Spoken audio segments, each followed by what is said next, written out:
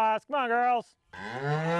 These cows are at the centre of an international trade war. In one corner, Canada and Mexico, on the other, the United States. Fresh meat sold in the US must be labelled with its country of origin.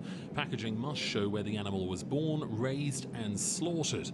Doesn't sound like a big deal, but for meat importers who buy millions of cows, pigs and chickens every year, it means keeping detailed records for every single foreign animal and keeping them separate from American-raised livestock. Cattle farms like this one are hugely reliant on American buyers, but these new rules have made importing Canadian cattle more difficult and more expensive. For many American packers, Canadian cattle is now just not worth the hassle. What has happened is that a lot of the American packers have decided either not to buy Canadian finished cattle to slaughter or reduce them in price because they have to segregate the cattle. So it's made our product less desirable. Tyson Foods, the world's largest meat producer and the third biggest buyer of Canadian beef, announced shortly after the rules came in that they could no longer afford to import Canadian-raised cattle. When the U.S.,